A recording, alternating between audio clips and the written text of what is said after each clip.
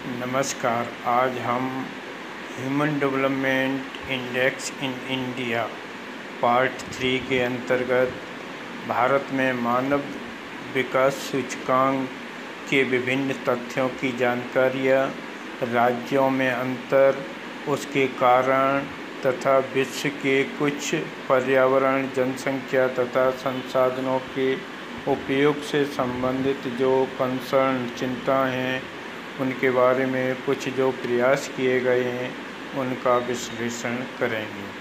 सबसे पहले कुछ तथ्य जो फैक्ट्स हैं HDI से संबंधित। India ranked 130 among 188 countries in 2017 by UNDP report.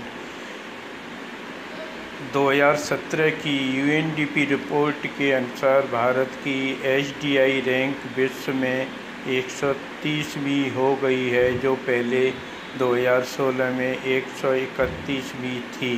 केवल एक रैंक में सुधार हुआ है। मानव विकास सूचकांक में ये बहुत ही धीमी प्रगति है। India has been placed among the countries showing medium human development. Bharat मध्यम मानव विकास वाले देशों में शामिल है। In Indian states Kerala ranked first. Bharat के राज्यों में HDI रैंक में केरल राज्य प्रथम है, जिसके लिए वहाँ पर साक्षरता की उच्च दर सबसे महत्वपूर्ण है। इसके अलावा महिलाओं की स्थिति में काफ़ी अच्छी स्थिति है। सेक्स रेशियो वहाँ पर काफ़ी कम है। महिलाओं की संख्या पुरुषों के बराबर है। शिक्षा तथा नौकरियों में वो आगे हैं। ये सब उपलब्धियाँ उसको HDI में पहला स्थान देने के लिए महत्वपूर्ण हैं। भारत के 14 states and union territory are among high human development value, जो 0.7 से अधिक वैल्यू वाले जो 14 राज्य और केंद्र शासित क्षेत्र जहाँ पर उच्च मानव विकास गुणांक है। इन राज्यों में शिक्षा, स्वास्थ्य, संसाधनों तक पहुँच, इन पर प्रयास किए गए हैं। सरकार तथा मानव प्रयास के द्वारा ये राज्य उच्च मानव विकास प्राप्त करने में सफल रहे हैं। 12 states and union territories are in the medium HDI value, जो 0.650 से अधिक वैल्यू वाले 12 राज्य और केंद्र शासित क्षेत्र हैं, जो मध्यम मानव विकास वाले राज्यों की श्रेणी में आते हैं। 9 states are in average HDI value, जहाँ 0.64 से कम मानव विकास सूचकांक में उनका गुणांक है। ऐसे 9 राज्य हैं जहाँ पर मानव विकास एवरेज, जो भारत का एवरेज है, उस कैटेगरी में आते हैं, अर्थात निम्न मानव विकास है इन राज्यों में, जिनमें बिहार सबसे निचले स्थान पर है। इसके अलावा अन्य राज्यों में उड़ीसा, छत्तीसगढ़, मध्य प्रदेश, उत्तर प्रदेश जैसे राज्य हैं। इन राज्यों में जनसंख्या अधिक होना, साक्षरता दर कम होना, गरीबी रेखा से नीचे लोगों की संख्या अधिक होना, औद्योगिक विकास कम होना, संसाधनों तक निम्न स्तर तथा समाज के निम्न वर्गों की पहुंच कम होना तथा विभिन्न शिक्षा, स्वास्थ्य के लिए आधारभूत संरचनाओं का कम होना प्रमुख कारण है। Top 5 states in HDI have high literacy rate, good health status and good access to resources.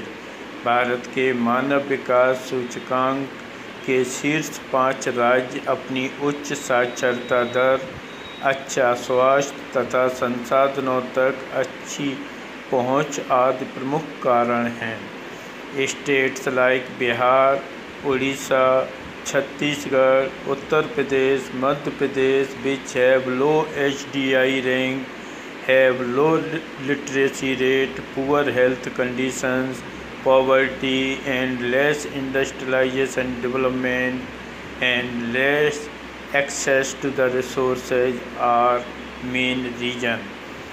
निम्न विकास सूचकांक वाले बिहार, उड़ीसा, छत्तीसगढ़, उत्तर प्रदेश तथा मध्य प्रदेश में निम्न साक्षरता दर, निम्न स्वास्थ्य दशाएं, निम्न औद्योगिक विकास, गरीबी तथा संसाधनों तक कम पहुंच प्रमुख कारण हैं। Population, environment and development issue. Balancing between population and resources is a necessary condition। Thinkers like Robert Malthus voiced first his concern about growing scarcity of resources as compared to the human population। Proper distribution of the available resources is also considerable। Many thinkers voice for limiting our development and its distribution is more essential to all communities। जनसंख्या तथा संसाधनों के बीच संतुलन एक आवश्यक शर्त है।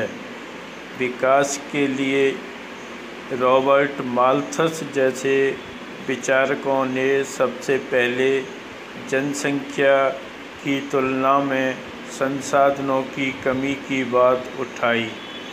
संसाधनों की कमी के साथ साथ उनका सही वितरण, समाज के हर वर्ग तक उनकी पहुंच भी उतना ही महत्वपूर्ण है।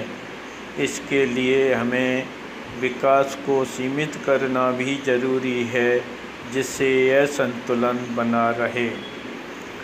Civil societies should come forward for reducing expenditure on war, army, nuclear weapons and this fund should be utilized for the welfare, peace and removing social discrimination। Civil society को सेना, युद्ध, परमाणु हथियार पर संसाधनों के दुरुपयोग को रुकवाने तथा इस धन को शांति, कल्याणकारी योजनाओं, असमानता दूर करने के लिए आगे आना चाहिए। विश्व में बहुत से देशों ने, सिविल सोसाइटी ने विश्व युद्धों के समय से ही इन चिंताओं पर अपनी आवाज़ उठाते रहे हैं। पश्चिमी देश या अन्य विभिन्न देशों में इस तरह के विभिन्न आंदोलन भी होते रहे हैं, शांति के लिए प्रयास किए जाते रहे हैं तथा इनके लिए विभिन्न विचारक भी आगे आए हैं।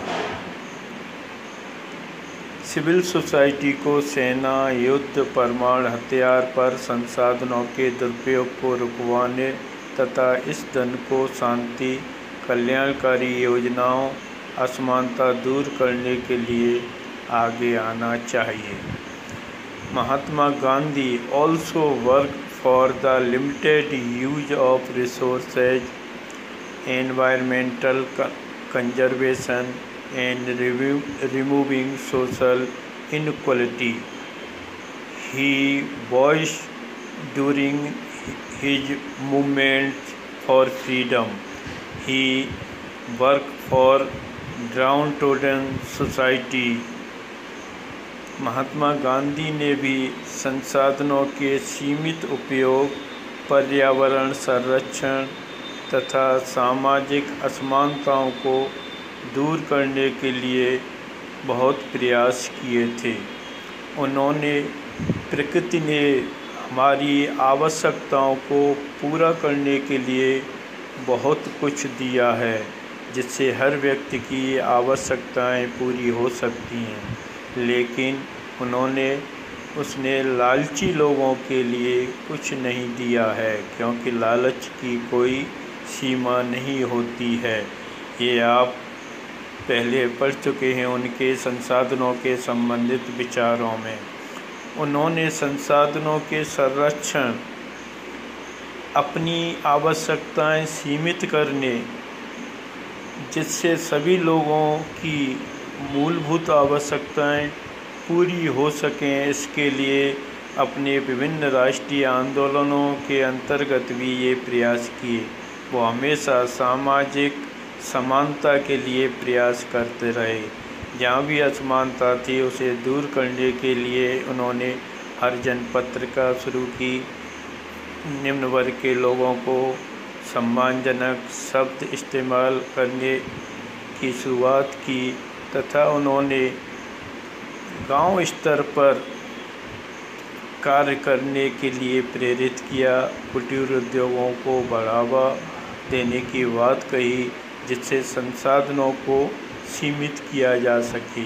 वो खुद केवल एक धोती के रूप में वस्त्र उपयोग करते थे, जो न्यूनतम था, और यही वो संदेश दूसरों को देते थे कि हमारे जो सीमित संसाधन हैं वो सब के लिए होने चाहिए, न कि कुछ धनी लोगों के लिए।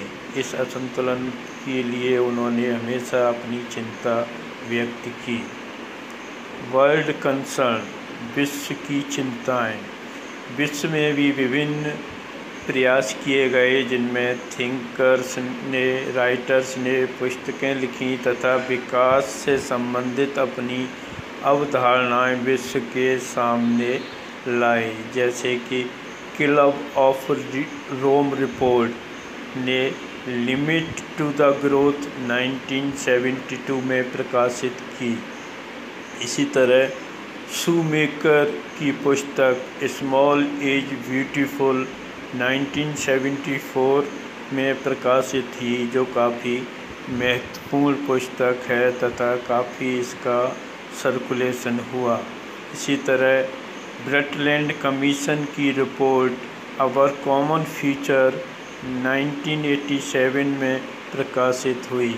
और finally in the agenda 21 report of the Rio conference 1993, जिसमें पहली अर्थ समिट रियो डी जनेरियो में हुई थी, दक्षिण अमेरिका के ब्राज़ील में, और इन्होंने सतत पोषणीय विकास के लिए कुछ न्यूनतम एजेंडा तैयार किया था विश्व के देशों की सहमति के साथ। तो ये एजेंडा एक महत्वपूर्ण पहल थी सतत पोषणीय विकास के लिए, क्योंकि जो विकास हमारा सतत कंटिन्यूअस नहीं हो पाएगा, तब हम भावी पीढ़ी के साथ न्याय नहीं कर पाएंगे। और मानव विकास का जो लक्ष्य है कि मानव विकास केवल आर्थिक विकास नहीं है, मनुष्य का संपूर्ण विकास है, तथा हर पीढ़ी के लिए संसाधन सुनिश्चित होने चाहिए, संसाधन संरक्षण होना चाहिए तथा पर्यावरण संतुलन पर भी ध्यान देना चाहिए। ये कॉन्फ्रेंस इसी कंसर्न को आगे बढ़ाती थी, और इसके बाद भी अन्य रियो डी जनेरियो कॉन्फ्रेंस हुई। इसके अलावा अन्य भी प्रयास विश्व स्तर पर इसके लिए होते रहे हैं। इस प्रकार भारत में मानव विकास के लिए लगातार प्रयास को और गति देने की ज़रूरत है। जो हमारी विश्व में स्थिति है उसमें काफ़ी सुधार की अभी ज़रूरत है। धन्यवाद।